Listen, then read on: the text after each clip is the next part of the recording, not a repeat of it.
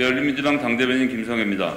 오늘 최강욱 당대표님, 그리고 김진애 의원님, 강민정 원내대표님 모시고 언론중재 및 피해구제 등에 관한 법률 일부 개정안 기자회견을 시작하도록 하겠습니다. 먼저 최강욱 당대표님의 모두 말씀으로 시작하겠습니다.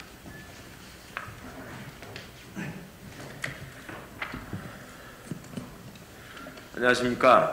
열린민주당 대표 최강욱입니다.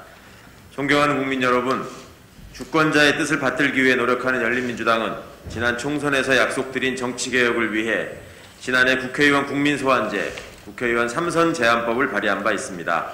검찰개혁 등 권력기관 개혁을 위해 앞장서 싸웠고 촛불시민의 명령인 공수처 출범을 위해 결정적인 역할을 수행하기도 했습니다. 오늘은 정치개혁, 검찰개혁과 함께 총선에서 약속드린 대표 공약인 언론개혁을 위해 오보방지와 허위보도에 대한 징벌적 손해배상제 도입을 골자로 하는 언론개혁 법안을 보고드립니다. 오늘 발의한 법안은 언론중재 및 피해구제 등에 관한 법률 일부 개정 법률안입니다. 최근 일부 언론사의 사실 확인 없는 편향적이고 악의적인 보도로 국민의 알 권리가 훼손되고 사회적 불신은 점점 깊어지고 있습니다. 여기에 일부 정당이 언론의 가짜뉴스와 악의적 보도를 정쟁의 도구로 활용하면서 그 피해 규모가 기하급수적으로 확대되는 구조가 굳어졌습니다. 일부 언론은 스스로 보도의 공정성을 훼손시키며 언론에 대한 국민의 불신을 키워왔습니다. 작년 말의 여론조사에 따르면 우리나라 국민의 62%가 언론을 불신한다고 밝혔으며 영국 로이터 저널리즘 연구소의 조사 보고서는 한국의 언론 신뢰도를 주요 38개국 중 꼴찌로 평가했습니다. 언론의 무책임한 보도에 의한 피해 규모도 상당합니다. 최근 5년간 언론중재위원회에 신청된 조정 건수는 연평균 약 3,500건에 달하고 피해 구제율은 72.9%로 구제 신청자 3명 중 2명 이상이 실제 언론으로부터 피해를 받았음을 보여줍니다. 2015년부터 19년까지 법원에 제기된 보도 관련 소송에서도 원고 승소율이 평균 50%를 넘어서고 있다는 점은 언론의 잘못된 보도로 초래되는 사회적 비용이 막대하다는 사실을 반증하고 있습니다. 그러나 이런 큰 피해 규모와 비교해 언론의 책임과 배상은 턱없이 부족합니다. 최근 2년간 언론 관련 손해배상 인용 사건의 약 60%는 배상액이 500만 원에도 미치지 못하고 있습니다.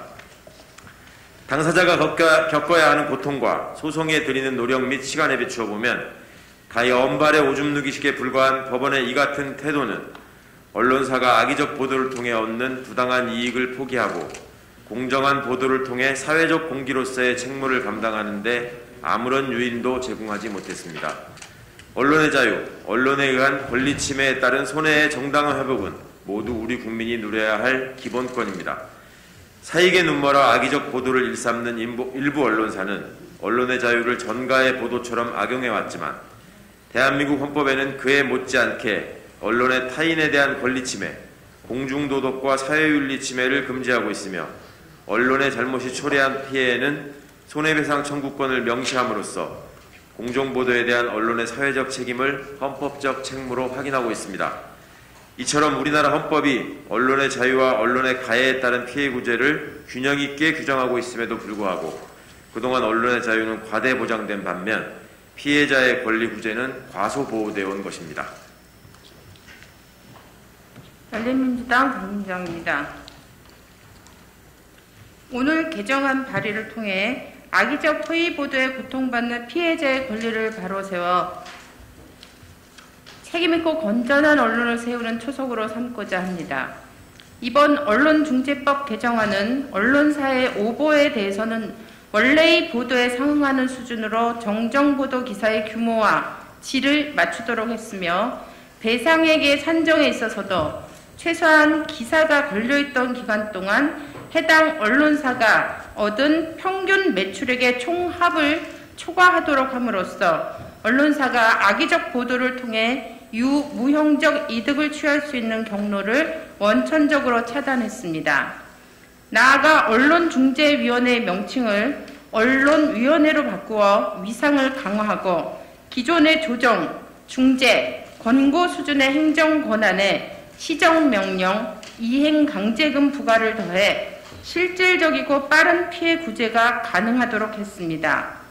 위원회 수도 90명에서 120명으로 확대하고 기존의 법조계, 언론계 중심의 위원회 구성도 인권 분야 및 언론 감시 활동 종사자를 의원 정수의 7분의 1 이상 참여케 함으로써 언론사에 치우친 불공정한 위원회라는 오명에서 벗어나 다양성과 중립성을 갖춘 공정하고 독립적인 위원회가 되도록 하였습니다.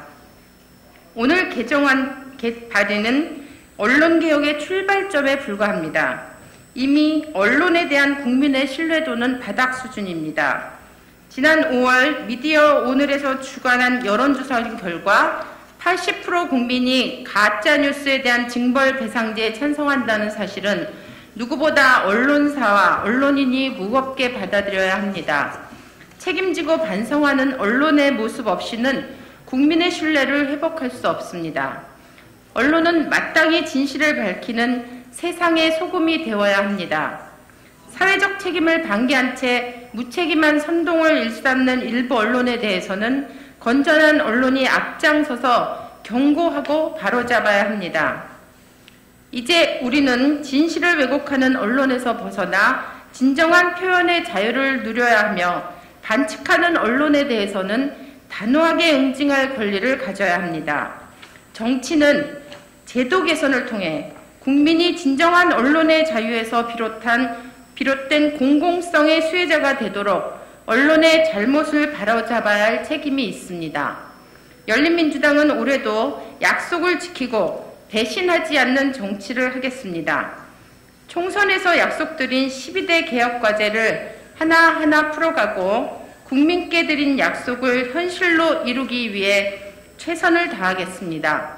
국민 여러분의 많은 관심과 성원을 부탁드립니다. 감사합니다. 2021년 2월 5일 열린민주당 국회의원 최강욱, 김진애, 강민정. 제가 좀 첨언을 하도록 하겠습니다. 열린민주당 김진애 의원입니다. 이 상당히 강한 이 언론 중재와 피해 구제 등에 대한 법률 개정안이 통과된다 하더라도 여전히 언론이 갖고 있는 문제가 전반적으로 해소될 수 있는 건 아닙니다. 그래서 저는 두 가지를 더 지적을 하고 싶습니다. 한 가지는 언론이 파워 브로커 노릇을 하고 있는 거.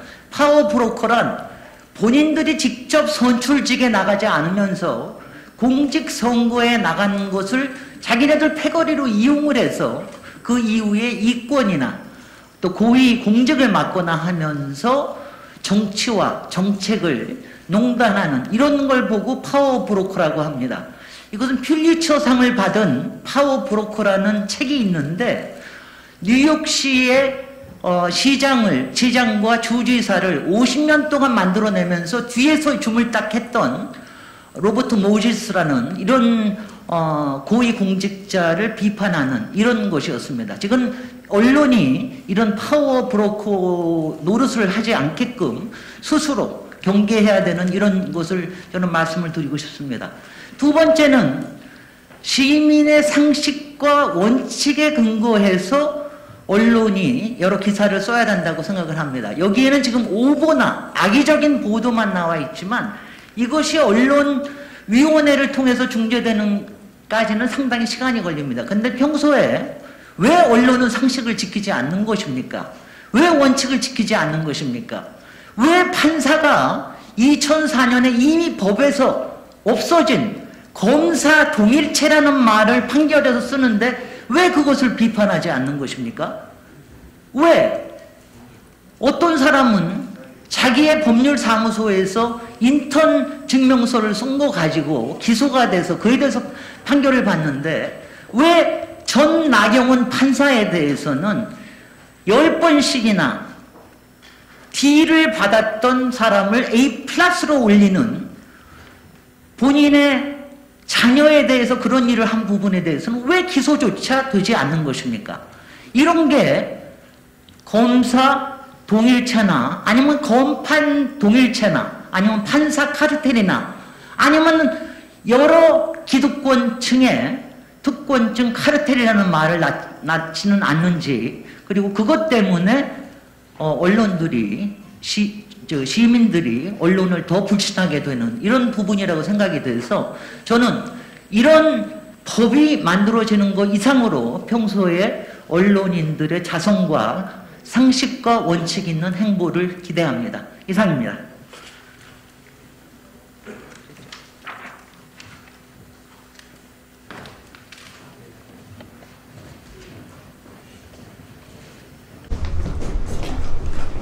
네, 질문 있으시면 받도록 하겠습니다.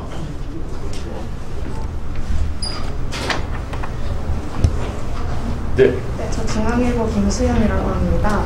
저 배상액 선정 기준에 대해서 한 번만 다시 설명해 주실 수 있어요? 언론사가 악의적인 허위 보도를 하고 그 기사가 게재가 되면 피해자가 그 기사를 상대로 소송을 제기하거나 피해수 구제 신청을 하지 않겠습니까?